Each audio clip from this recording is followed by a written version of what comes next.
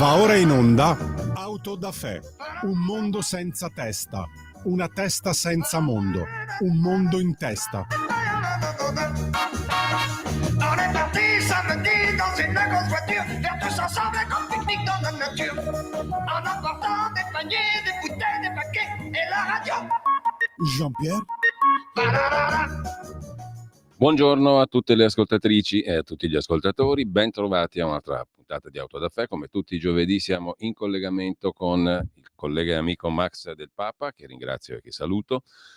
E quest'oggi abbiamo anche il piacere e l'opportunità di conversare con Alberto Bagnai, professore associato di politica economica all'Università Gabriele D'Annunzio di Chieti Pescara, eletto alla Camera per la Lega nel collegio di Chieti, responsabile economico della Lega, e mi scuso per la presentazione perché ovviamente lo conoscete già tutti. Grazie onorevole Bagnai, grazie anche a lei. Grazie per l'invito. Intanto facciamo un piccolo collegamento con Milano perché è l'argomento del giorno. Vai regia, Simone, che ringrazio. Ora noi applichiamo il do ut des. Ma no, per Bacco, che trovata, eh? Che chi l'avrebbe pensato? Il do Ut des. Sì. Oh, dico, questo adesso dove si trova? Io ti do 3 voti a te e tu mi dai 3 appalti a me. Ah sì? Già, senza contare che a Roccasecca ci sono degli ottimi terreni comunali che attraverso il suo prestigio noi possiamo comprare per pochi soldi. Scusate la mia ignoranza in questa specie di politica, ma io so che il deputato deve fare l'interesse dell'elettore, di colui che gli ha dato la fiducia e il voto. Cose d'altri tempi queste. Passata. Ah sì, dopo passata. Sormontata. Sì, io vado al comizio, parlo, prometto. Prometta. E prometta fogne, strade, ponti. E noi ci pappiamo gli appalti. I gonzi, gli imbecilli, i burini, i fessacchiotti, mi danno i voti. Ecco. Con i miei resti voi andate in Parlamento e noi 3 ci facciamo una bella papata. Bravo, lei ha capito tutto. Capito troppo. Sì. Beh, vogliamo andare? Ma sì, andiamo. Allora, questo qui era un classico, un omaggio ai classici, perché finalmente a Milano tornano i classici: le mani sulla città, le mazzette, gli appalti, la corruzione, i giudici, l'intrepido sindaco che fa valere le ragioni della politica e dice stop alla procura. Mi perdoni, onorevole Bagnai, ma un commentino glielo chiedo subito. È roba sormontata, come dice l'immenso Totò, o no?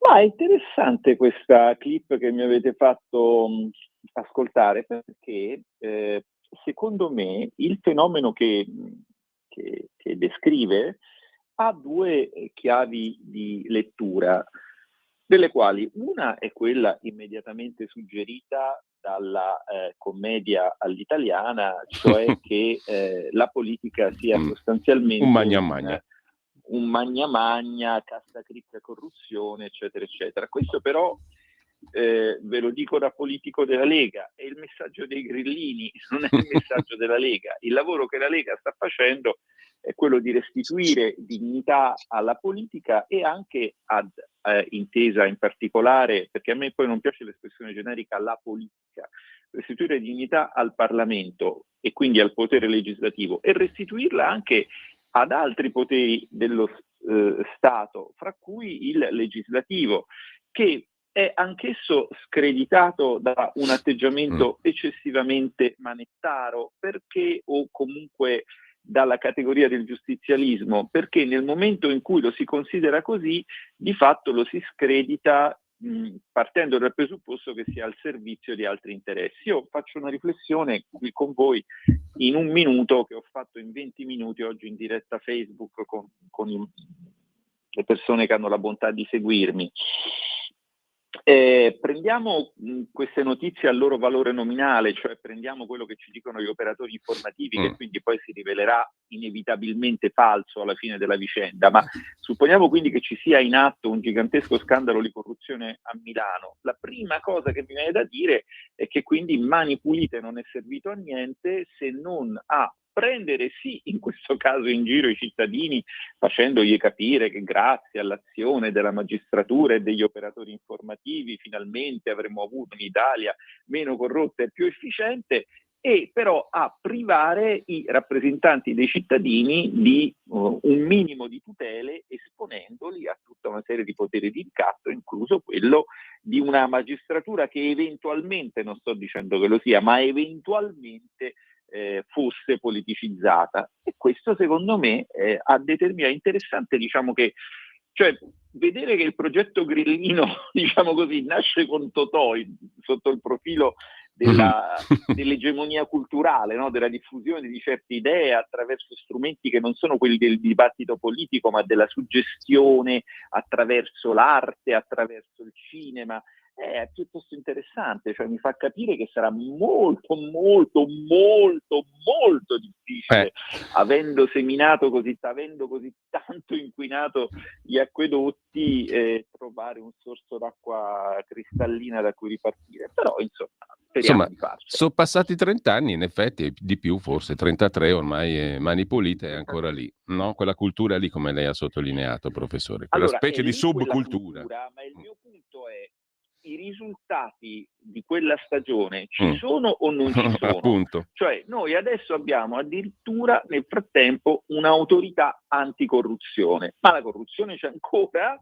Sembra di capire. Allora forse non stiamo affrontando, abbiamo, come dire, colpito il bersaglio sbagliato, che era poi fondamentalmente il parlamentare, perché poi alla fine questo è il discorso, secondo me. Poi non voglio negare l'esistenza di fatti e di eventuali fatti criminosi, e soprattutto non voglio negare, ma ci mancherebbe altro, la esigenza di combatterli. La domanda è: per 33 anni li abbiamo combattuti in modo efficiente o siamo solo invece riusciti a mettere il nostro paese in mano ad altri poteri, quelli che hanno realizzato la meravigliosa stagione delle privatizzazioni, che infatti parte da e con Mani Pulite, quelli che, come dire, ci hanno consegnato agli incorrotti poteri sovranazionali, tipo l'OMS, tipo le fondazioni di Bill Gates, perché, diciamo così, un certo messaggio è stato dato perché il mondo andasse in una certa direzione, quella che vi ho appena descritto. Ci piace quella direzione? A me no, però è un fatto mio. Chiarissimo. Professore, in realtà noi l'abbiamo coinvolta in questa discussione, peraltro abbiamo una decina di minuti ancora e vorrei fare intervenire anche Max Del Papa, che ha scritto sull'argomento un libro molto ficcante, interessante, Eurostyle, 30 anni di mascalzonate contro il paese più bello del mondo. In copertina Ursula von der Leyen e la presidente della BCE, Lagarde. Allora, noi l'avevamo coinvolta proprio su questi temi, perché proprio la ieri caccia alle streghe della quale lei si è occupato magnificamente, tirando fuori due soggetti che poi io mi sono incuriosito, delle cui biografie mi sono incuriosito, però questo è a margine, lo trovate su Goofynomics, il link è sulla post della nostra pagina Facebook. A proposito di caccia alle streghe, no, non a proposito di caccia alle streghe, discutevamo ieri. Ecco, discutevamo ieri con Claudio Borghi Aquilini della questione di cui discutono tutti oggi, no? Dazi. Però c'è una questione strutturale importante che sia l'onorevole, il senatore Borghi, che lei, onorevole Bagnai, cercate di porre in luce, no? Perché alla fine tutta sta cagnara sui dazi, però bisogna un po' andare al dunque, alla sostanza delle cose, no?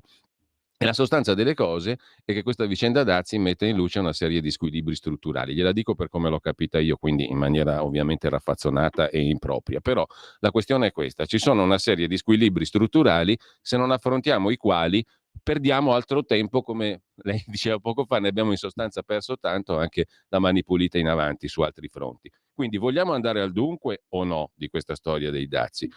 E Claudio Borghi Aquilini diceva qua la possibile soluzione a un problema veramente strutturale, le possibili soluzioni sono in sostanza due. Allora, o apriamo trattative bilaterali e cerchiamo di farci un pochino gli affari nostri, per parlar volgare, oppure si abbandonano le regole europee sull'austerità che tanto bene hanno portato a tutti e cerchiamo di fare in modo che il problema da cui nascono i dazi, cioè lo sbilancio commerciale, il deficit commerciale enorme degli Stati Uniti, le nostre esportazioni, che sono poi quelle tedesche sostanzialmente verso gli Stati Uniti, vengano riassorbite da noi.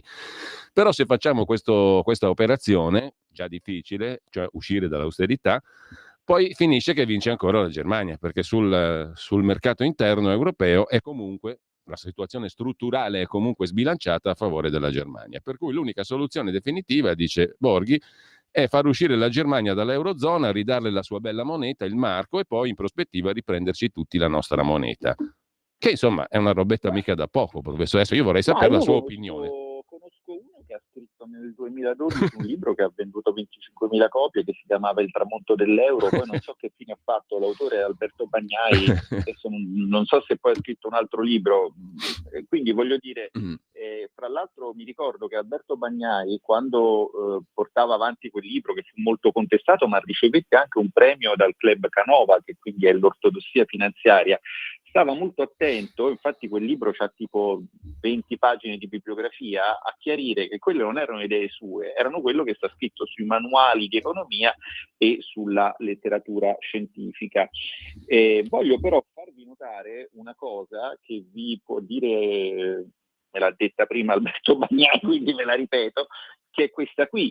Cioè, scusate, il punto fondamentale macroscopico è questo: ci hanno tritato le gonadi per decenni con questo fatto che la liretta si svalutava e che noi eravamo sleali e sostenevamo la nostra economia drogando il cambio e che l'euro ci avrebbe salvato da questo. Siamo entrati nell'euro e l'euro ha fatto una gigantesca svalutazione competitiva del 25% nei riguardi del dollaro, con una differenza: che quando la lira si deprezzava eravamo in deficit, la Germania era in surplus e quindi in realtà era il marco che si stava rivalutando, tant'è che il marco si rivalutava rispetto a tutte le valute, mentre la lira si deprezzava rispetto al marco, ma rispetto al dollaro molto di meno.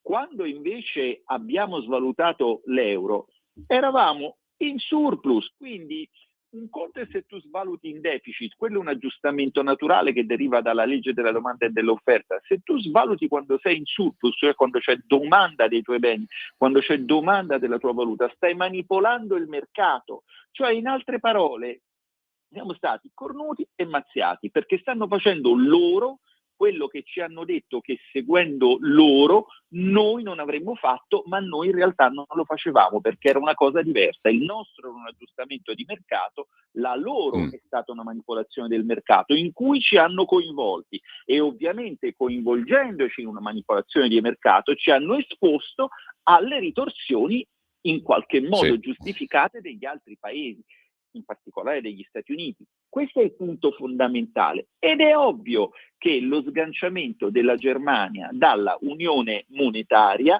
risolverebbe una grandissima quantità di problemi. Ma conviene alla Germania? In questo momento però la palla è a Alternativa per la Germania. È questo non siamo certo noi a poter decidere cosa devono fare i tedeschi ed è infatti per questo che, come saprete, in Germania, se tu hai la tessera di Alternativa per la Germania, ti licenziano se sei un dipendente pubblico, cioè siamo arrivati a quei livelli qua, senza che la signora von der Leyen dica nulla sul mitico Stato di diritto, che è invece quella cosa che verrà utilizzata per non dare i fondi europei ai paesi che sono critici verso gli indirizzi di Bruxelles. Ecco, lascio la parola a Max Del Papa, ma mi faccio una domanda. Ma alla Germania converrebbe uscire dall'Unione Monetaria? E a noi, diciamo, che prospettive realistiche abbiamo se tutto dipende dalla volontà di un paese di farsi gli affari propri, cioè di badare ai propri interessi? Siamo subordinati agli interessi di qualcun altro? È una strada realistica questa qui da perseguire, da percorrere? Max? No, io adesso stavo ascoltando l'intervento dell'onorevole Bagnai e vorrei dirti che sono completamente d'accordo.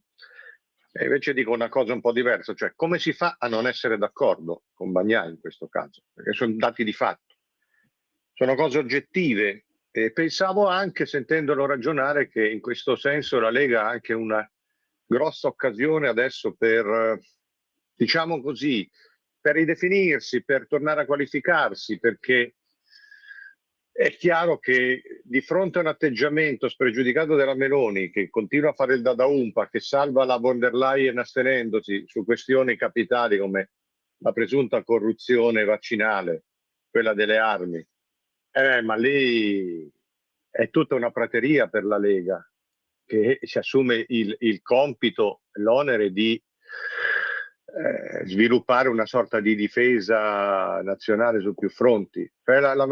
La Meloni fa questo peccato di ibris, cioè lei dice io posso essere spregiudicata, io da conservatrice, da quello che vuoi, da sovranista, difendo, tengo su la von der Leyen perché tanto io ho il 30% e il popolo è con me, ma non funziona così.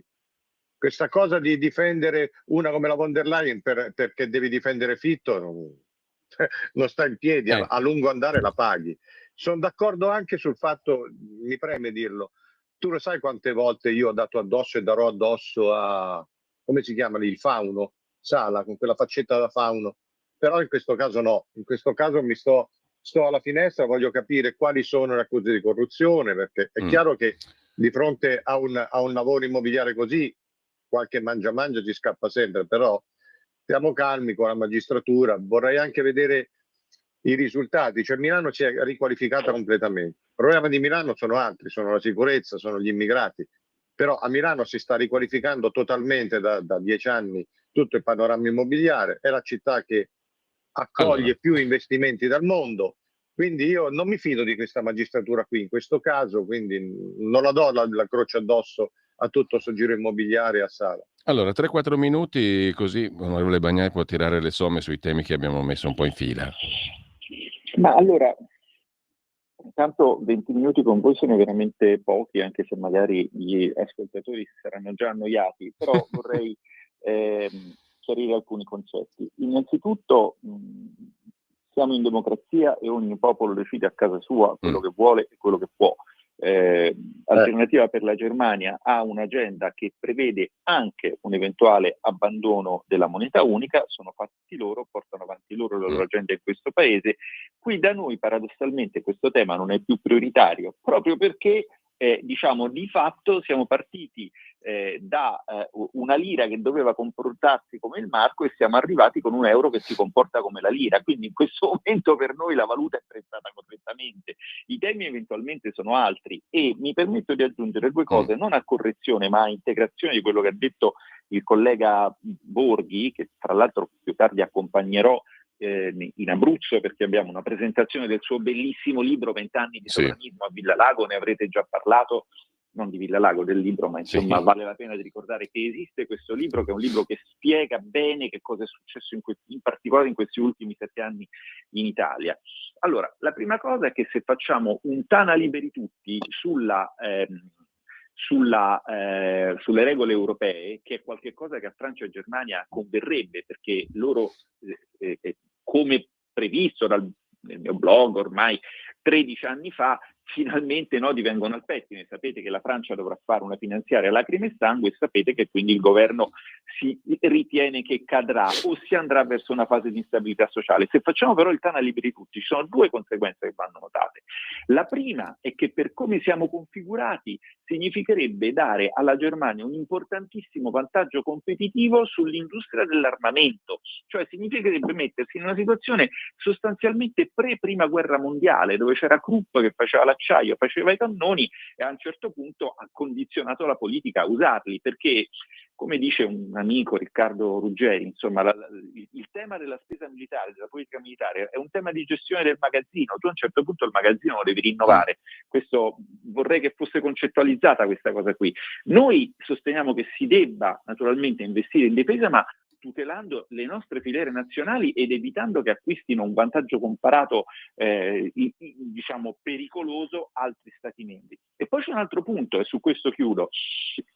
se noi allentiamo un po' i cordoni della borsa, e dovremmo farlo naturalmente, però attenzione, si ricreeranno degli squilibri centro-periferia come quelli che hanno portato alla crisi del 2010 e allora ci sarà una nuova crisi sostanzialmente dell'Eurozona.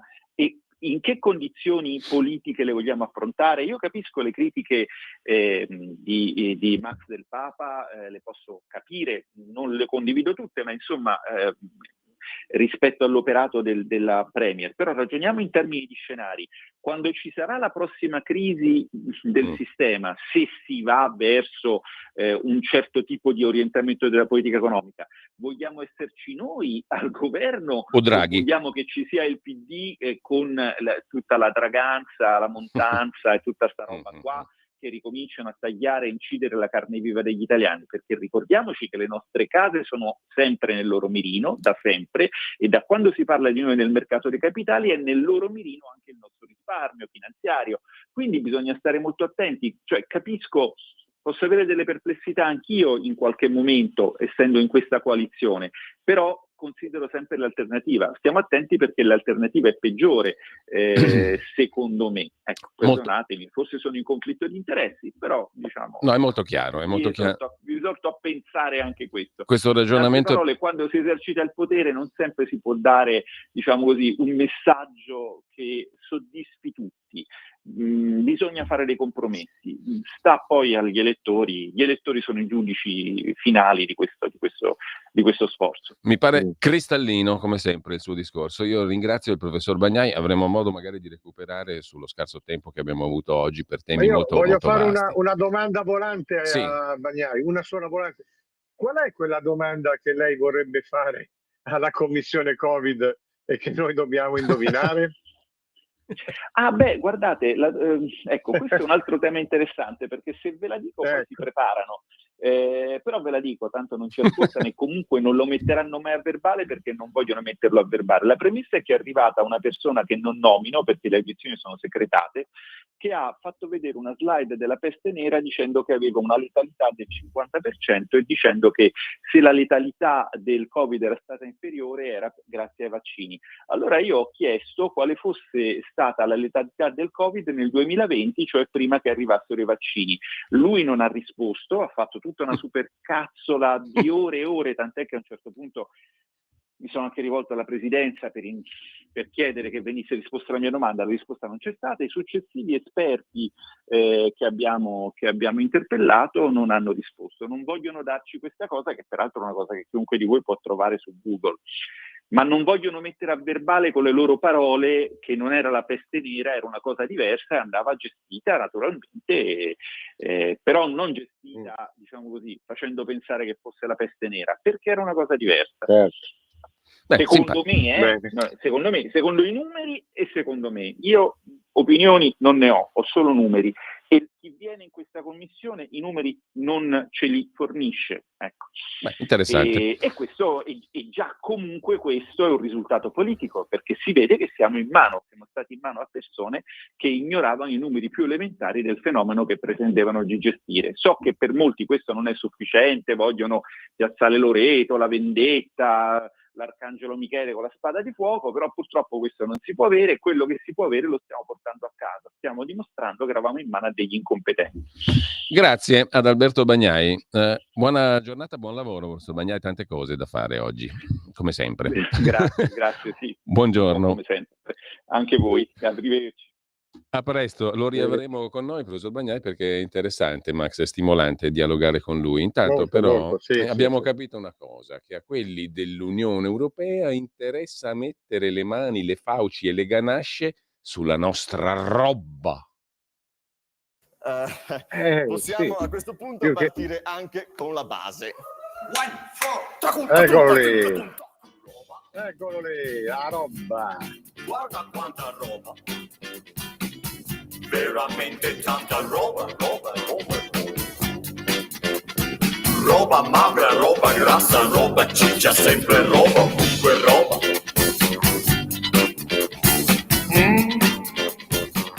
Che profumo questa roba. Sembra buona roba. Sono venuto per la roba. c'è Carletto che si sposa.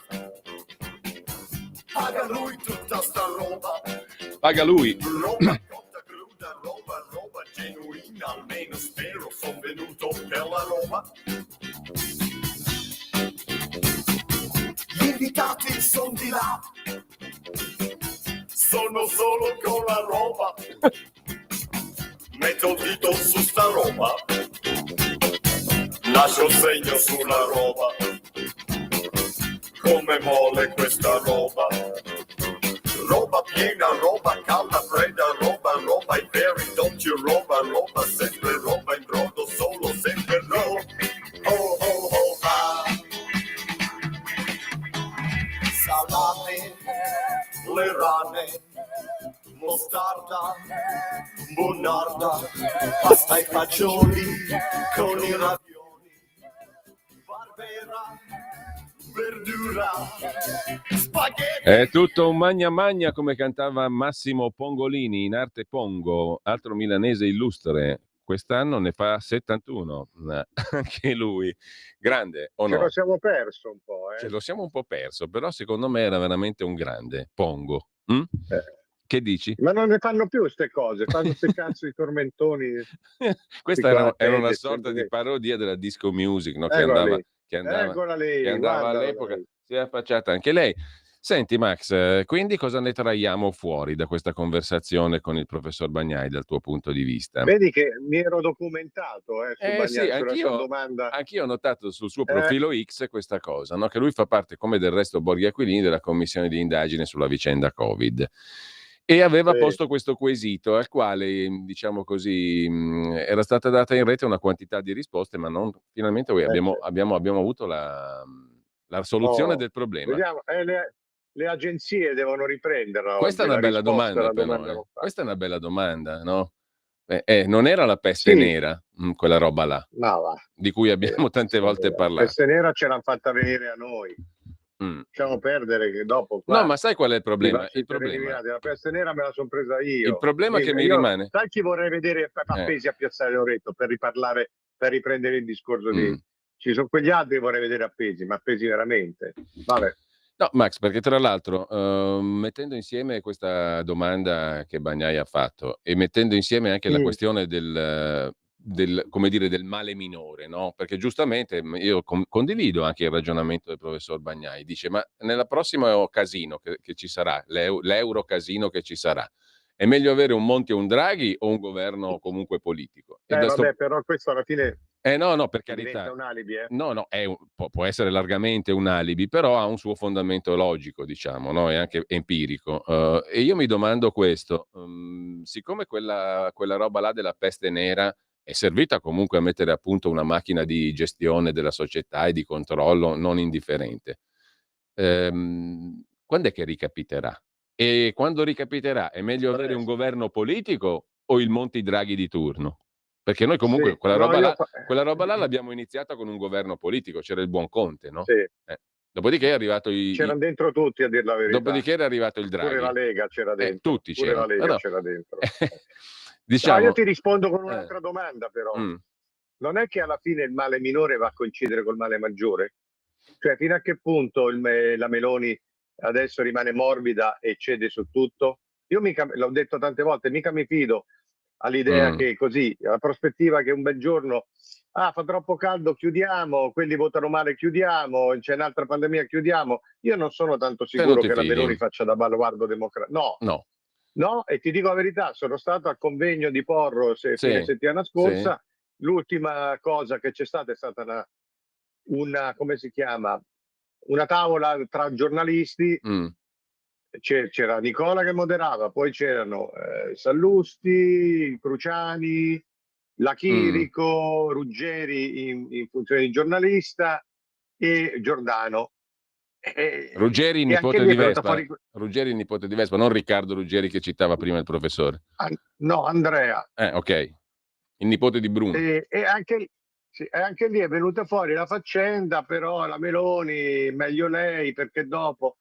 c'era il povero Giordano che era un po' l'unico che è saltato fuori, gli si è incrinata la voce, diceva no, perché insomma io mi sono anche rotto le balle, cioè ha ragione, Infatti poi gliel'ho detto, cioè ha ragione, perché sta storia Mm, che bisogna far passare tutto, mm. perché se no ci sono gli altri, a lungo andare diventa troppo Allora, Max, abbiamo un alibi, la pausa no. delle 10:30 e poi ritorniamo in onda perché tu hai fatto un bellissimo articolo dal quale io vorrei ripartire. Sinner e Mattarella e i giornalisti e il Soprattutto. e il mood mafioso che tra di essi impera. Tra poco.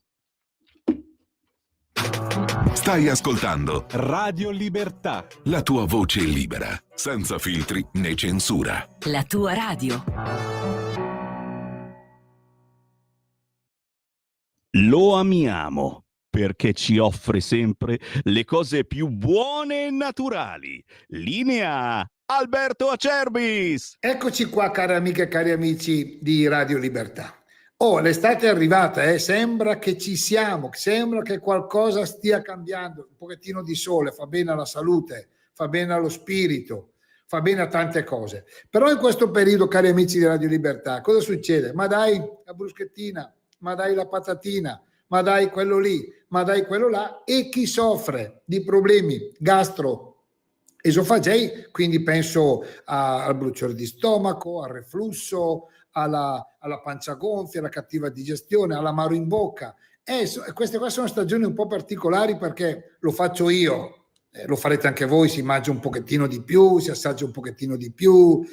Allora vi consiglio una cosa, però potete chiedere informazioni qui chiamando 030 68 40 408, anche perché è una produzione limitata, un prodotto naturale gastro-free. Il nostro integratore alla bava di lumaca gastro-free per tutti quelli che hanno iperacidità, bruciore di stomaco, cattiva digestione, reflusso gastroesofageo.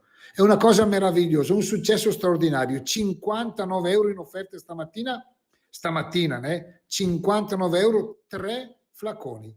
Per ordinarlo chiamate lo 030 68 40 408. Lo prendete prima dei pasti o dopo i pasti, ma però per queste cose non vi costa nulla. Chiamate 030 68 40 408. Chiedete di Miriam, è lei esperta negli integratori. L'abbiamo fatta studiare anche per quello, quindi vi dà delle risposte chiare e certe. Integratori non sono medicine, ma aiutano tanto. 030 68 40 408 per una primavera, un'estate un po' più bella. Oppure olioacerbis.com, andate sulla sezione integrazione alimentare. Grazie, alla prossima. Rieccoci in onda dopo aver sorbito la giusta dose di gastrofree, naturalmente, perché ci serve per un sacco di cose. Allora, Max, stavo dicendo che mi è molto piaciuto il pezzo ultimo che hai fatto per nicolaporro.it a proposito di Mattarella e Sinner, no? Mi è molto piaciuto non tanto per la vicenda solo Mattarella-Sinner, perché naturalmente tutti a dire oh, ma là c'era il re, ma là c'erano i reali e noi non avevamo nessuno. Per la prima volta in 137 anni ha vinto Wimbledon un italiano, un tennista, e non c'era un mezzo straccio di rappresentante istituzionale, no? Forse perché il Mattarella se l'è legata al dito perché Sinner gli ha fatto uno sgarbetto qualche tempo fa, eccetera, eccetera. Allora tu dici siamo messi proprio male, siamo diventati proprio stronzi. E parti dal fatto che i giornalisti, tu scrivi, ormai per lo più politici, più che giornalisti politici o comunque dei Gianni Bifronte fatti così, hanno questa doppia funzione, sono incatenati col potere e diventano schiavi dei loro ruoli pubblici e televisivi. Non fanno i personaggi, sono i personaggi che fanno. Cos'è che ti ha indotto, diciamo, a questa cupa, tremenda valutazione di questo nobile mestiere dei cani da guardia del potere, cioè noi giornalisti? La constatazione quotidiana, la frequentazione anche. Ecco, C'è poco da te fare. ti sei Intanto fatto ti sei fatto un'ubriacatura di giornalisti lì da Porro e ne hai tirato fuori quella bella valutazione qui. Tremendo. Ma non è solo quello, cioè comunque sono plurime occasioni, cioè se io vado a un convegno qualunque di giornalisti è sempre la solita solfa. Peraltro quell'articolo lì ovviamente non è stato capito perché è inutile in che starvi a dire. In che senso non è stato capito? Perché chiaramente la riflessione era quella che hai centrato tu, cioè era sui giornalisti, non sul patto di Sinner e Mattarella, E invece tutti poi nei commenti, no, perché ha fatto bene a non andare, ha fatto bene Mattarella a non cosare, ha fatto bene quello. Cioè, queste piccolezze, no? Poi i lettori ci cascano perché non sono migliori. Era molto semplice la cosa era... Poi tu scrivi anche, perdonami, parlavo pochi giorni fa con uno di loro, di questi qua, no? Di questi Gianni Bifronti, di questi giornalisti, che diceva ma io ne esco, ne uscirò.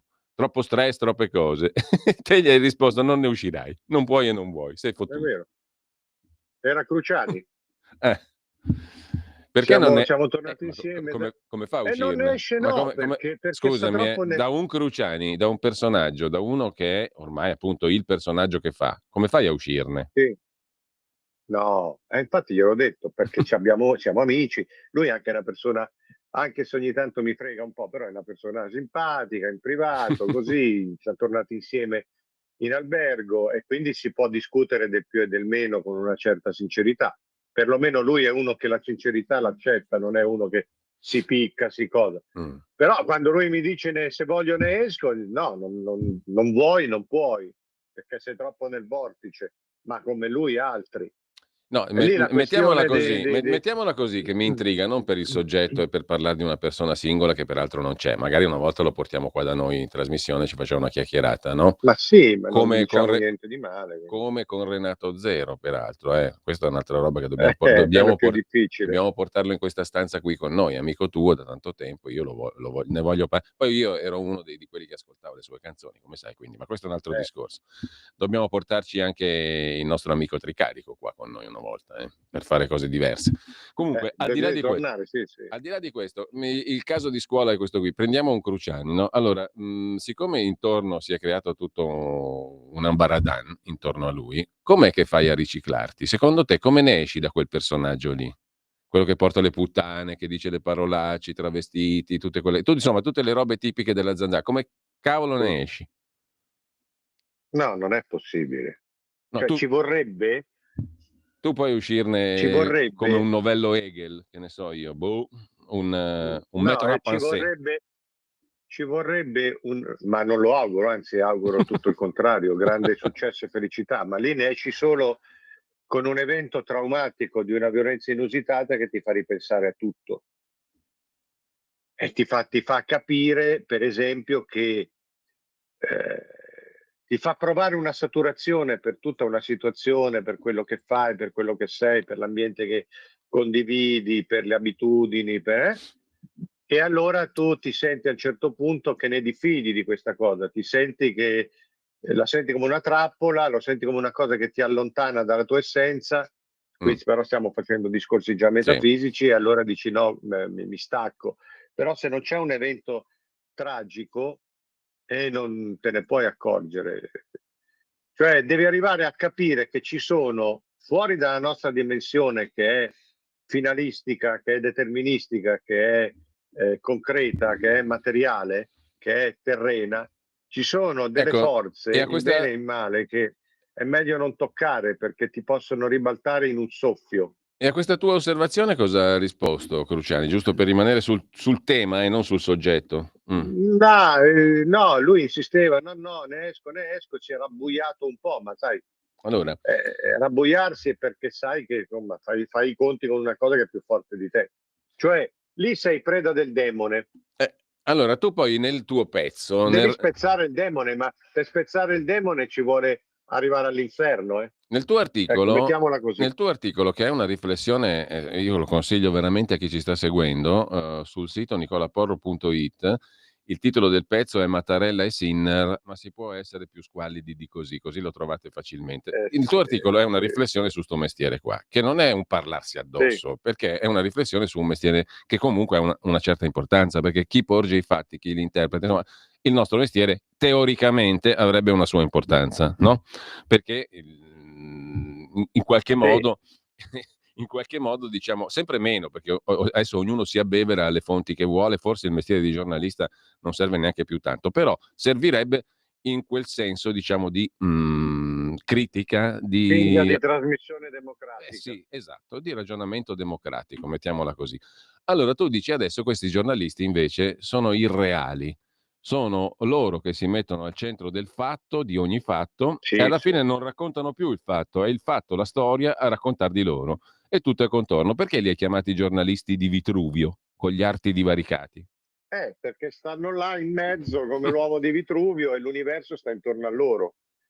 Però l'uomo di Vitruvio fatto da Leonardo era anche un bell'uomo, atletico, cosa. Questi poi, insomma, abbiamo delle pance tutti cascanti, tutti, perché comunque quel tipo di vita, di frequentazione, di stile, ti sfascia oltre al resto. Come i disegni di Mannelli. Quindi, tutti fanno i personaggi, però insomma senza i necessari presupposti anche estetici, perché poi vederli da vicino, ma sai, lì bisogna anche capire, perché io posso anche fare il moralista finché ti pare.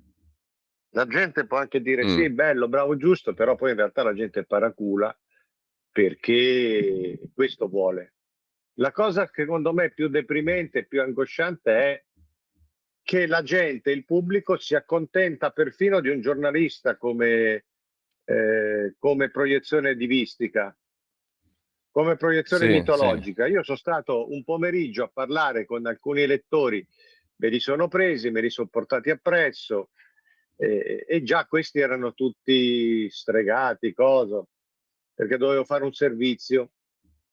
E allora, ragionando, a me piace molto, ecco, io non ho un personaggio, perché per fortuna non ho una proiezione così marcata, non vado in televisione a fare il personaggio. Quindi quello che piace di me è che non ci sono separazioni tra quello che sono in privato e quello E in che poi pubblico, sono sì. in una proiezione. E allora, parlando, dicevo esattamente queste cose. E questi mi dicevano, ah no, guarda, per carità, io non li sopporto più, tutte queste cose. Io non seguo neanche più la televisione, non la apro più, non seguo più i talk show. No, guarda, non mi fido perché siamo andati avanti 2 ore. Poi me li sono riportati in teatro perché avevo finito un impegno così, e dopo 2 ore che sentivo dire no, guarda, ma perché effettivamente non se ne può più, eravamo in teatro. C'era appunto Cruciani che firmava libri a manetta e sono venuti lì. Oddio, digli se viene a fare un selfie, ti prego, ti scongiuro, chiamacelo se viene a fare un selfie, chiamalo se viene a fare un selfie. E io lo chiamavo e gli ho Cruciani, qua c'è gente che ti vuole. E allora lui subito, pollici, dai, fammi in fretta che devo andare a Polignano a presentare il libro, dai giù, bello, ma grandissimo, ciao. E questi, oddio, mi sento male, oddio, ho fatto un selfie con Cruciani. Fino a un minuto prima avevano detto che non ne potevano più del divismo. Sì, Evidentemente sì. hanno ragione quelli che allora, fanno i personaggi. Però a proposito di questi personaggi e giornalisti di Vitruvio, intanto apriamo anche le linee, c'è un ascoltatore in attesa, poi lo passiamo subito dopo la mia inutile domanda, 02 92 94 7222 per intervenire in diretta, WhatsApp anche audio al 340 6709 659. Ecco, dicevo, a proposito di giornalisti di Vitruvio, per concludere il ragionamento che tu fai e che io voglio seguire pari pari, tu dici alla fine, dietro questi giornalisti di Vitruvio, in mezzo loro ai fatti e dominati dai fatti, non c'è solo dietro a questo fenomeno la vacuità dello spettacolo, dello stupore, eccetera, c'è anche pubblicità, c'è anche agenzia, c'è anche incrocio di favori sì. e di interessi, c'è la marchetta e c'è un mondo mafioso. Una faccenda tra mafiosi. L'hai scritta grossa, Max, o no? La rivendico. Perché nel momento in cui il mio amico Cristicchi lancia un tour e fa una conferenza stampa e si sente dire da tutti i giornalisti teoricamente musicali, no, non ci interessa il tour, non ci interessano le canzoni, quello che hai da dire, parlaci della Lucarelli, sai, lo Scazzo a Sanremo, eccetera. Lì che come la vuoi chiamare? E lì capisci che parlaci della Lucarelli non è tanto, non è neanche la stupidità del gossip, è io ti rimballo alla Lucarelli, così lei riempie le agenzie, gli arriva un'altra palettata, gli ingaggi così, poi lei mi rende il favore. Questo che cos'è se non quel protagonismo straccione? Però tu non puoi usare l'artista, non puoi usare l'interlocutore, non puoi usare il fatto, l'avvenimento per farti queste pubblicità incrociate. Certo che è un affare dei mafiosi, ma più di così. Allora, intanto abbiamo la telefonata in attesa e la passiamo allo 02 92 94 7222. Pronto? Sì, pronto, buongiorno, sono Fabrizio di Sabbio Chiese. Caro Fabrizio. Intanto un caro saluto a tutti e due. Allora, a proposito di giornalisti e che diventano sempre più protagonisti, e la notizia che dovrebbero dare passa sempre in secondo piano. Allora, quando ascolto la rassegna stampa, faccio un nome Radio Radicale, io mi accorgo che ancora prima di dare la notizia o accennato la notizia, danno già il loro giudizio, che può essere dato in modo argomentato, anche solo sprezzante. Ah Vabbè, sì, giornale di destra. Ah sì, la destra ha detto così. Ma tu praticamente non riesci ancora a sapere che notizia stanno dando, che loro già hanno fatto le loro considerazioni, e questo serve per fare deviare il giudizio delle persone e condizionarlo subito, no? Poi vi faccio un esempio veloce sulla faccenda di Sinner che ha vinto Wimbledon. Mi è capitato di ascoltare una trasmissione sportiva su una radio di quelle titolate. Praticamente dopo 2 minuti che avevano un po' raccontato l'episodio, che è stato anche molto emozionante per tutti, hanno cominciato a parlare tra di loro dicendosi ma tu però l'hai commentato, che emozioni hai vissuto, ma che bello, però Sky ha fatto tot di percentuale di ascolti. Alla fine della storia di Sinner, dopo 2 minuti non c'era più niente, parlavano bene tra di loro, si leccavano il culo tranquillamente, bravo tu, bravo io, e questo è un esempio di giornalismo. Vi saluto. Che dici, Max, quello che hai scritto tu? C'è questa cosa che ci chiedono i giornalisti tra loro: che emozione hai provato, perché tutto non ce ne frega niente delle emozioni del telecronista. E poi c'è questo approccio molto, molto infantile, no? Il mondo come un'emozione. Mi ricorda molto questi stronzi di maturandi che vanno là a far cena muta perché dicono: non mi avete fatto emozionare, commissione, non hai guardato dentro di me. Io quando una ragazza di 18 anni dice non mi ha frugato dentro, già mi preoccupo. E Pensi il dice peggio. no, perché il giorno più bello, chi l'ha detto che la maturità è il giorno più bello? Me l'avete rovinato, c'è questo personalismo, questo narcisismo proprio. È la stessa cosa dei giornalisti. Ma perché te devo raccontare io che mi sono emozionato? Ecco, per quello tu tu ti sei dici, emozionato, per ci è quello, venuto duro. per quello alla fine tu dai, dici di Sinner non gliene fregava niente a nessuno, No, ovviamente, no? perché no, perché ci sono dei lettori che mi hanno contestato in calcio al pezzo, ma questi perché non sanno leggere. Poi la faccenda quella lì è chiara. Allora, se ci va la Meloni, se ci va perché ci va e si vuol mettere in mostra, se non ci va, non ci va e allora non è istituzionalmente civile. La cosa era, non c'è andato nessuno, però Mattarella ha fatto bene perché è un rancoroso e un vendicativo. La Meloni invece no, perché è una becera. Cioè, era tutto un discorso così, ma è un discorso penoso. Dilla chiara. Cioè, bisogna sempre... Guarda, io 5 minuti fa ho criticato la Meloni e Bagnai, che deve fare il politico, si è in parte dissociato. Quindi penso di essere anche al di fuori dei sospetti, no? Però sta cosa che pur di andare addosso a questa, dategli addosso sulle cose vere, no? Sul fatto che non era in tribuna a Wimbledon con Sinner, ma che discorsi del cazzo sono questi? Se no ha ragione. Allora, il giornalismo è diventato questa roba. Se no ha ragione Oronzo Canà, come tu scrivi, rispetto al giornalista Ceretti, giusto? Africano e maleducato. Guarda che sono diventati tutti dei ceretti, per dire degli effeminati rancorosi. No, la B non è B nel senso di la zo per andare in Serie B. La B è B per dire 2 volte, come il bistrò francese, che non è il bar, ma è 2 volte strò. Così rispondeva Oronzo Canà. Africano e maleducato. Così rispondeva Oronzo Canà al giornalista. C'aveva ragione. Tu Ma dici, quello era un film profetico. Film profetico. L'allenatore nel pallone. Un film visionario. Una volta visionario era l'insulto, adesso è venuto fuori profetico. Visionario vuol dire uno che ci vede lungo, che è un profeta, che... Vabbè.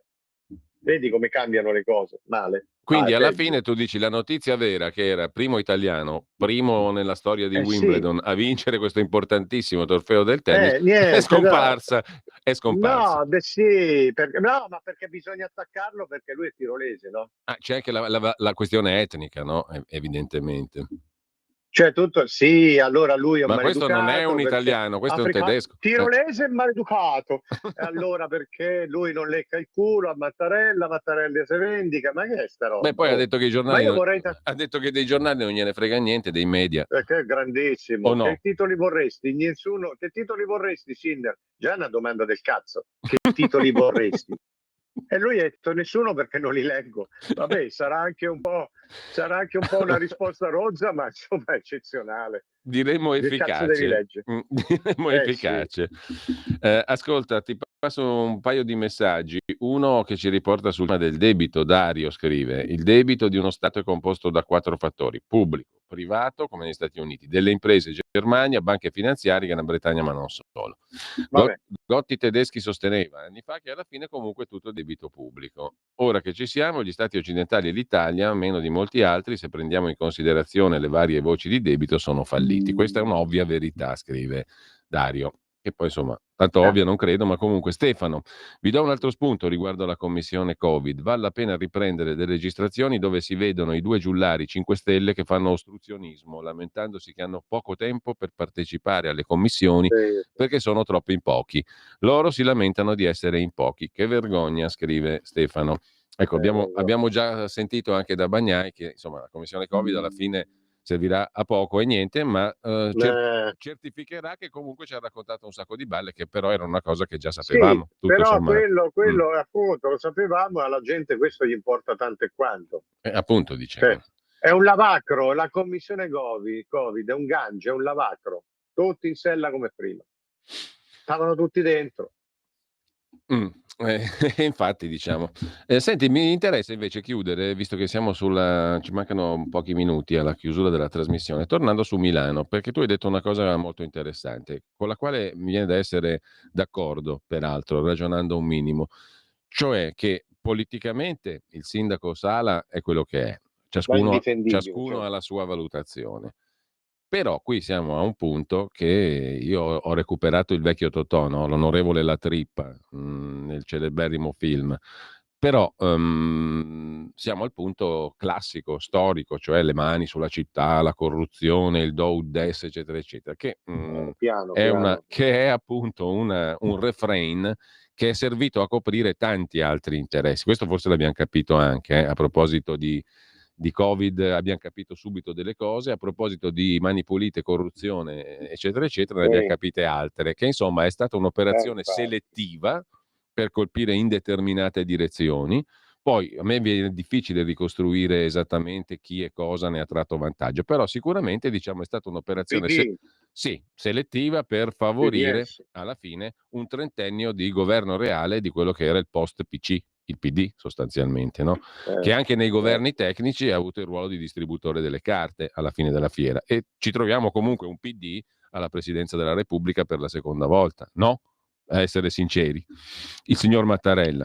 Quindi diciamo era un'operazione mimetica di copertura di altri interessi. Allora, secondo te si applica anche a questa vicenda attuale di Milano questa logica? Bella domanda, ma secondo me lì non lo so, però perché per essere... a leggere alcune cose ovviamente uno dice vabbè, insomma, c'era comunque una certa disinvoltura. Qualcosa trovi sempre, certo. Però sai, a vedere, leggere le è intercettazioni, il discorso. se intercettano anche me e te e lo mettono in un contesto, facciamo una figura di merda anche noi, francamente. Poi no? comunque è il solito discorso anche dei limiti reali o anche di buonsenso, cioè ridefinisci una città come Milano, che è una delle città importanti nel mondo. Vediamo anche i risultati. Non dico che i risultati giustificano l'illegalità, però se vai a pizzicare qualunque aspetto, qualunque cosa, blocchi tutto, non fai mai niente. No, però c'è un aspetto sul Milano quale... si sta ridefinendo urbanisticamente in modo anche interessante, cioè devi bloccare sempre tutto. Ecco, no, su questo io non sono del tutto d'accordo con te, Max, perché secondo me Milano si è ridefinita negli ultimi 10 anni, soprattutto sotto il regno di Beppe Sala, in una maniera per me urbanisticamente rivoltante. Perché queste robe qui dei grattacieli c'erano a Seattle 30 anni fa, quindi siamo indietro anche dal punto di vista culturale, se vogliamo metterla così, culturale architettonico. Secondo, abbiamo creato una città per super ricchi, c'è poco da fare, e qui non è questione di fare il comunista o il socialista. Qua c'è una città dove se la passano bene solo i ricchi, a modello Beppe Sala e la sua ZTL, quelli che vivono in zona 1, nel centro della città. Però siccome si sta gentrificando tutto, il centro della città ormai è tutta la città, ma tutta la città è fatta anche di persone che non hanno il reddito degli amici di Beppe Sala e non possono permettersi una città di questo tipo puramente speculativa. Ecco, per me non c'è questione di corruzione alla Totò, no? Tu mi dai il voto a me, io ti do l'appalto a te, oppure corrompiamo il presidente della commissione paesaggio e via dicendo. il grande immobiliarista, il politico e via. Non è quello. Il problema è proprio in direzione politica. Qua si è sbagliato qualcosa, perché la Milano era la città del socialismo, era la città del socialismo intelligente, riformista, aperto, colto, e che teneva in conto però le esigenze popolari. Qui le abbiamo fatte fuori le esigenze popolari. C'è tutta speculazione e interesse bieco, materiale. E siamo sbilanciati nell'altro senso. E quindi per me questa evoluzione urbanistica è pessima proprio come politica urbanistica e come politica in generale. Per cui non sono d'accordo. Il discorso giudiziario è tutt'altro, diciamo. No? Però ecco, questa non è una responsabilità giudiziaria, poi si può discutere, è una metropoli internazionale. No, io ti parlo proprio di una linea politica che non mi piace. La linea politica che ha preso Milano sull'urbanistica mi fa orrore. È una metropoli internazionale, è problematico ridefinirla, comunque. Ho capito, però diventa una città come tante. Diventa una città come tante, una specie di Londra, una specie di Dubai, una specie di Seattle fuori tempo. Ecco, lì il problema è anche dato però dagli investitori. Gli investitori sono quelli, sono Dubai, sono gli arabi, sono i cinesi. È chiaro che quelli poi dettano anche un po' le loro regole. Quindi vai a compenetrare, ci può non piacere, però il fatto che poi alla questi fine abbiano scelto una direzione discutibile finché si vuole, tu li vai a pizzicare, li vuoi mettere tutti in galera perché io vorrei capire adesso quali sono i veri profili di illegalità. Fino adesso non sono riuscito a capirli. Ma mi sono fidato del fatto che dicono questi rubavano, però vorrei vedere. Guarda, io per essere proprio malizioso, stronzo, per essere giornalista, io posso benissimo pensare che alla fine Sala, che alla fine del secondo mandato, che vuole sgomitare, che voleva sostituire la Schlein, che voleva andare in Parlamento, che voleva fare quello e quell'altro, qualcuno possa anche averlo segato, perché all'interno della sinistra, all'interno della politica e all'interno del Politburo si fa sempre così, Sì, va benissimo. Io sto parlando però di una questione più generale, no? Credo che tu l'abbia perfettamente inteso, cioè questa Milano aveva una sua anima, una sua natura. Noi abbiamo parlato tante volte anche con Luca Beltrami Gadola, che tu forse conoscerai, no? Scriveva su Repubblica tanti anni fa, è stato un costruttore, è diciamo uno dei socialisti milanesi che a me piacciono, è una persona di sinistra, ma di quella sinistra che io sposerei subito se ci fosse ancora. No? Infatti c'ha 85 anni e non ce ne sono più come lui.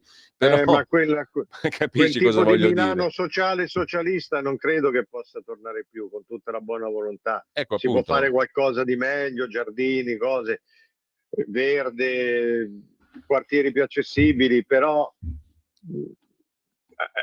guarda, lo dice a me che sto ancora a rimpiangere in maniera patetica l'Alambrate, ci abbiamo fatto lo speciale insieme, la città studi di 50 anni fa, però mi rendo anche conto, non vivendoci più da 40 anni, che quel tipo di possibilità di suggestione. Però ti dico la verità, per me la dubaizzazione, la londrizzazione, chiamala come vuoi, non era una strada obbligata, si poteva anche fare diversamente, perché comunque Milano aveva alle spalle una storia che l'ha resa tale, no? Che l'ha resa la città del socialismo. A rinnegare tutta una storia. No, poi rinnegano tutta una storia e dicono tanto il progresso è questo qui. A parte che è un progresso vecchio, perché ti ripeto, queste robe qua le vedevamo a Seattle nel 90, cioè quindi di che cavolo mi stai parlando? Lo so, perché oggi? Questi vogliono andare in su perché non avendo più spazio in orizzontale cercano di, come si dice, ottimizzare quella. Ma quello è il boerismo.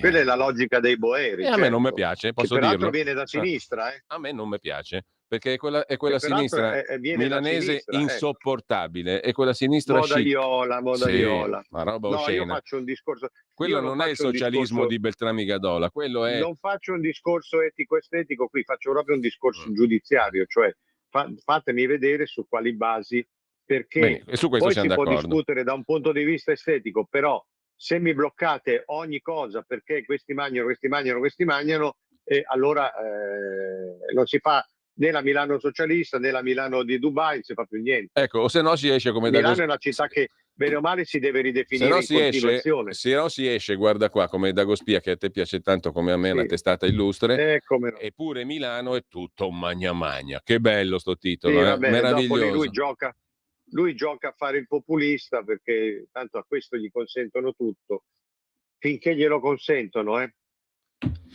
Con Gabriele Albertini, l'ex sindaco, che dice io ho investito 6 miliardi di euro in 2 mandati e non ho ricevuto un avviso di garanzia. Sala Sì, con meno... però anche lui a un certo punto dice io piano un momento perché su Sala criminale la mano sul fuoco non ce la metto, cioè anche lui parlando da sindaco sa benissimo con quali resistenze e con quali poteri un sindaco di Milano ha a che fare. Senti questa, l'amministrazione di Sala con meno investimenti è sotto assedio giudiziario. Noi, dice Albertini, adottammo una linea dura, niente incarichi a chi aveva avviso di garanzia. E c'era trasparenza con la... Perché glielo diceva Borrelli chi Sì, ce l'aveva, appunto. però. Quindi diceva sta attento, stanne fuori. Quando presentavo dei nomi, il procuratore Borrelli mi avvisava se fossero sotto indagine.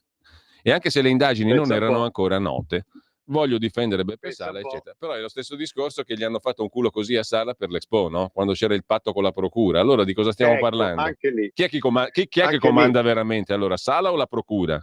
Che domanda retorica, vero?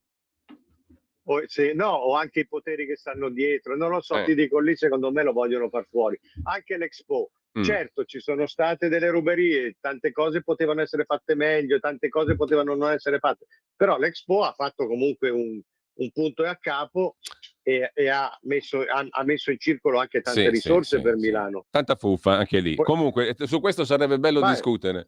Intanto Max, andiamo avanti anche per la prossima ora. Sammy Varin non farà la sua trasmissione, quindi noi possiamo andare avanti fino alle 13 tranquillamente. Ci salutiamo qua, largo a Sammy Varin. Ciao Max, un abbraccio. Noi ci risentiamo con questa trasmissione a settembre, ma ci vediamo tra poco nella splendida terra delle Marche. Ci vediamo fra 2 giorni noi.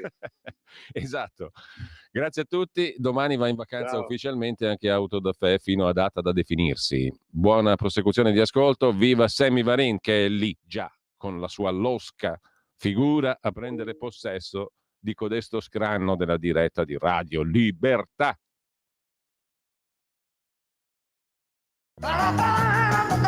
Avete ascoltato Auto da Fè. Jean-Pierre?